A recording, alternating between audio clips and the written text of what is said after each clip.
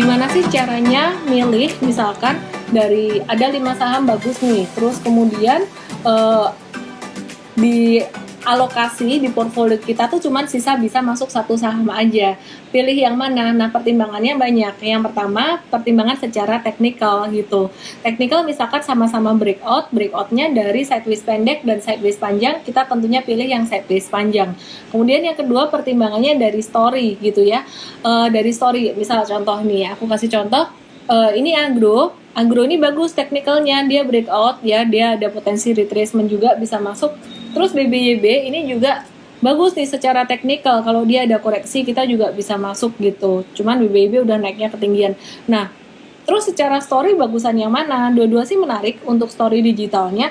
Cuman BBYB sekarang tuh lagi banyak banget yang seneng karena dia growth-nya lumayan tinggi dan downloadernya banyak. Terus tadinya tuh diperkirakan NIM dia tuh bakalan kecil karena cost of fund-nya gede. Ternyata cost of fund-nya dia tuh juga nggak sampai bikin NIM-nya kecil karena dia bunga untuk loan-nya, dia kasih pinjaman ke orang bunganya juga gede gitu. Nah, jadi di sini story-nya di sini BBYB sangat menarik gitu. Jadi kita lihat investor-investor aset management mereka banyak yang suka ini. Oh, berarti ini lebih menarik gitu. Jadi teman-teman banyak pertimbangannya ya. Terus prinsipnya adalah kalau misalkan teman-teman memilih 1 dari 5 saham karena aturan money management memaksa harus cuman bisa 1 saham doang, sisa 1 saham doang, jangan dilanggar. Jadi misalkan nih, teman-teman punya maksimal 10 saham, 1 saham 10%, dan teman-teman udah punya 9 saham, sisa 1 lagi gitu. Ternyata dari beberapa saham yang teman-teman pilih 1 ini. Nah, terlepas dari saham yang 1 ini benar atau salah, ya udah ya nikmatin aja gitu. Jadi jangan terlalu dipaksakan untuk punya saham banyak juga gitu.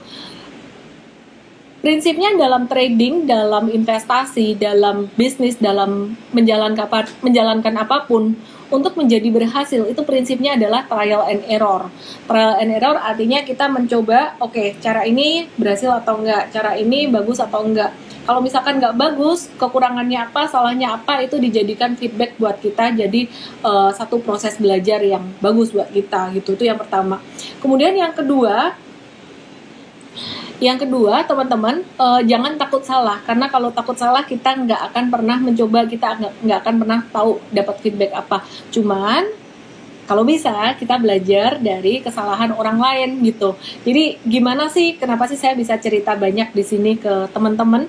Karena saya mengalami gitu. Jadi saya pernah mengalami yang namanya overtrading, saya pernah mengalami juga yang namanya telat cut loss, bahkan kadang-kadang sekarang pun ya di Mtrade kan kerja tim ya, Mtrade kerja tim, terus kemudian juga di Mtrade ini kan ada sistem juga ya, ada sistem secara digital juga gitu loh. Jadi kadang-kadang contoh ya, ada rekomendasi saham BBYB gitu, di Mtrade udah beli, kadang-kadang secara personal aku pribadi bisa telat beli loh gitu. Itu telat beli, kadang-kadang aku bisa telat jual juga gitu karena aku sibuk ngerjain hal yang lain-lain ya.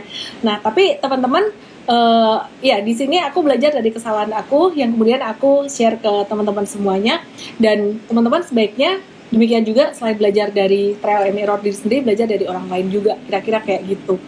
Oke. Terus Zikra Febri, BBRI mulai manasin mesin ya. Aku coba bahas BBRI ya. Ya, jadi teman-teman perhatikan di sini, ini BBRI sebenarnya ini angka yang bagus banget kalau kamu dulu sempet telat beli buat investing. Valuasinya BBRI ini udah nggak bisa dibilang murah, valuasinya BBRI ini udah fair value. Jadi kalau misalkan mau beli sekarang ya masih bisa lah buat investing, cuman bukan harga yang terbaik gitu. Dan patternnya juga bagus, ini kemungkinan dia akan ngikutin patternnya BBCA. Jadi BBCA tuh dia ngebentuk flag udah naik duluan, perhatikan ya, dia udah jatuh duluan, naik duluan, dan dia mau ngebentuk zigzag kayak gini untuk naik, zigzag untuk naik, jadi bagus. Nah, BBRI juga sama, dia akan ngebentuk zigzag untuk naik. Terus BBNI juga sama. Nah, ini dia sama juga nih, ini zigzag untuk naik, ini ada double bottom kecil. Terus Bank Mandiri pun juga, cuman Bank Mandiri kemarin turunnya nggak gitu banyak ya, bentuknya agak-agak aneh nih chartnya. Ya, anyway, 4 ini masih bagus. Guys mau belajar MT tapi nggak punya modal untuk belajar, tahun aja download aja gratis. Orang setiap sore jam 4 ada seminar gratis kok, Senin sampai Jumat. Kurang apa coba? Jam 4 ada seminar gratis tentang strategi saham, dan kemudian malamnya ada Instagram live bareng aku. Gratisannya banyak banget. News-news yang kita kemas dalam bentuk analisis ya. Kalau analisis yang profound itu buat user VIP kita gitu. Tapi kalau yang basic-basic kita kasih kok.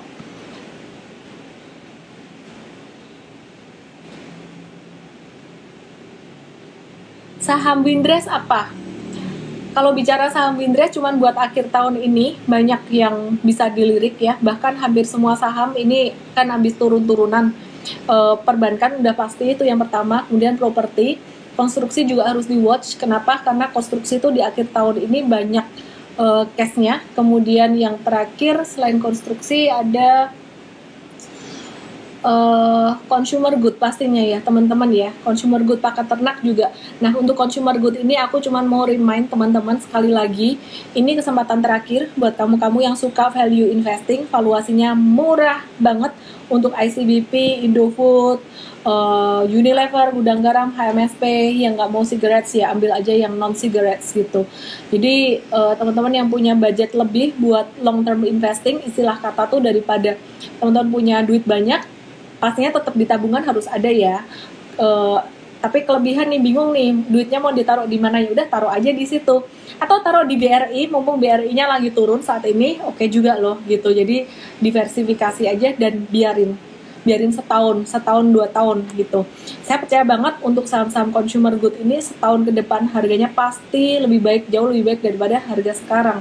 Kenapa? Simple aja karena inflasi. Ya, karena inflasi itu bakalan naik terus dengan pemulihan perekonomian. Aku nggak tahu di tempat teman-teman gimana. Tadi siang aku sempat keluar makan, udah lama aku nggak pergi makan di satu restoran ini di Solo, dan rame banget di mana-mana, rame banget. Dan saya percaya ekonomi itu akan membaik, inflasi bakalan naik, consumer good juga akan naik. Salah satu tantangan untuk sektor consumer good itu sebenarnya cuma CPO, harga CPO yang kalau masih naik-naik karena supply-nya juga masih terbatas, sekarang masih musim penghujan juga gitu. Itu bakalan kurang bagus untuk sektor consumer good. Tapi sekali lagi, kalau kita time horizonnya jangka panjang untuk investing, sekarang tuh momen yang tepat banget buat ICBP, Indofood, Unilever, HMSP, GGRM gitu ya. Nasi Padang. Nasi Padang terus. Rina Agung, consumer dibanding dengan INKP TKIM bagus mana? INKP TKIM kalau aku lebih ke arah trading dan juga jangka menengah. Sedangkan kalau untuk consumer good itu benar-benar buat very long term investing. Sekarang tuh momennya pas banget. Jadi tahun depan mungkin nggak akan ada kesempatan dapat harga sekian lagi gitu. Benedicta Wenley, seleksi saham perlu lihat dari besarnya dividen yang diberikan enggak? Lain lagi, kalau misalkan fokusnya dividen investing, ya silakan dilihat dari situ. Tapi kalau jadi strategi investing itu macam-macam. Ada yang fokusnya di valuasi, value investing, kemudian growth investing, dividen investing.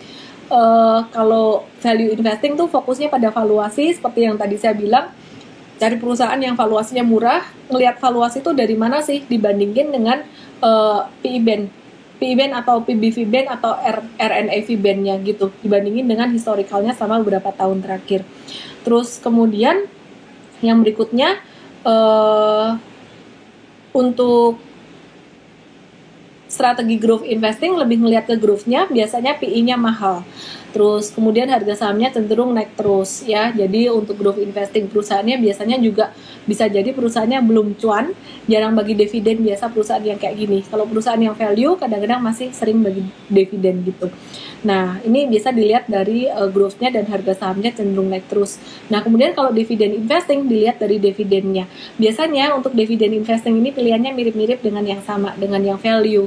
Kenapa? Karena perusahaan yang lagi growing terus, growth investing itu perusahaan yang growing tuh jarang bagi dividen.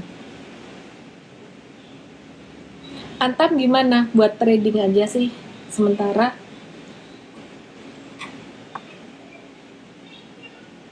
Bumi mau private placement jumbo, gimana? Belum dulu deh. Fundamental itu dilihat dari market cap, enggak. salah satunya ya. Jadi salah satu yang disukai oleh big investor adalah melihat ini perusahaan tuh yang pasti diinvest tuh dari market cap dulu yang pertama. Kenapa? Karena perusahaan yang market capnya gede, kemudian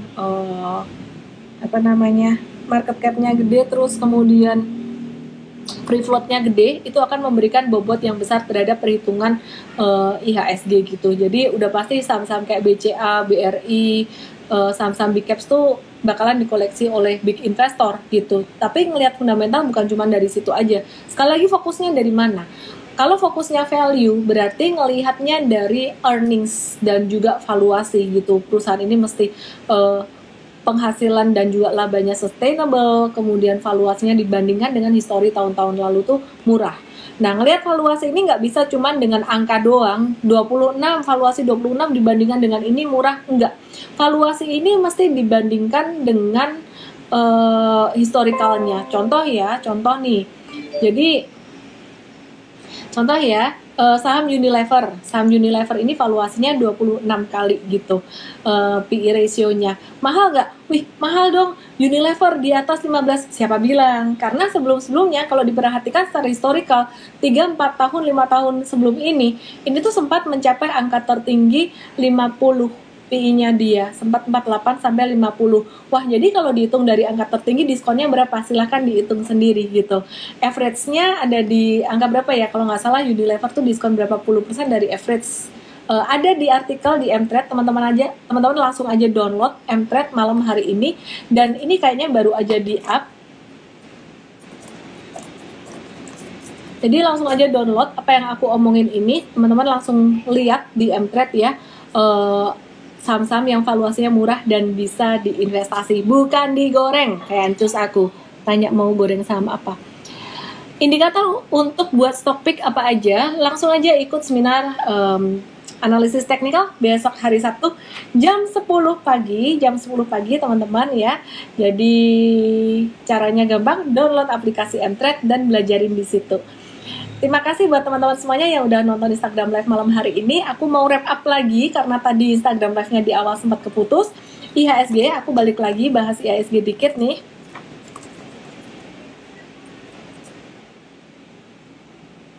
Ya, IHSG ini masih bakalan konsolidasi. Catnya Lola nih.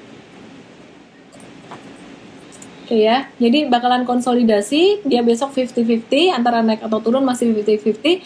Cuman ini bagus, dia ngebentuk higher low dan higher high, artinya ada potensi untuk lanjut uptrend. Terus kemudian saham-saham big caps kayak BCA dan lain-lain, meskipun masih agak slow, tapi udah mulai on track lumayan.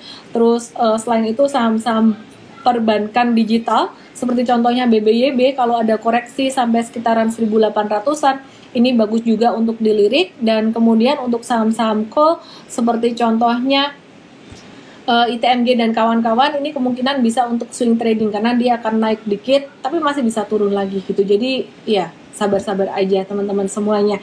Jangan lupa juga value investing, kesempatannya sisa dikit aja teman-teman ya. Window dressing, banyak yang nanyain saham-saham apa yang bakalan naik window dressing. Saya rasa semua saham juga bakalan naik di akhir tahun ini. Kemudian yang jadi fokus yang pertama pasti perbankan, kemudian yang kedua ada konstruksi karena dia cash flow-nya cukup bagus, kemudian properti kita lihat juga cukup oke, dan consumer good yang valuasinya masih murah, dan poultry gitu.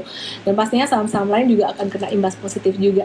Jangan lupa download aplikasi Mtrade, ikuti seminar untuk pemula setiap hari Senin sampai Jumat jam 4 sore oleh coach-coach Mtrade yang sangat luar biasa, dan hari Sabtu bareng aku jam 10 pagi belajar tentang analisis teknikal part 4. Kali ini kita belajar tentang indikator analisis teknikal ya, dan aku akan ulang juga, review juga untuk part 1, 2, 3-nya buat kamu-kamu yang ketinggalan supaya bisa ngikutin dengan baik juga. Dan jangan lupa buat VIP user ada morning briefing, penting banget harus nonton bareng dengan coach Mtrade. Kadang-kadang aku ikut juga. Terus kemudian karena mereka udah jago-jago semuanya, kadang aku nambahin dikit-dikit doang. Terus kemudian selain itu ada kelas kripto juga hari Rabu jam 6.30 dan hari Minggu jam 4 sore. Semoga semua yang kita bagikan bermanfaat. Dan disclaimer, analisis teknikal fundamental tidak menjamin 100% pasti. Jadi manajemen resiko tetap harus diperhatikan dan diutamakan. Salam profit, dadah. Jangan lupa download aplikasi Mtrade di Android dan nikmati edukasi premium sekarang.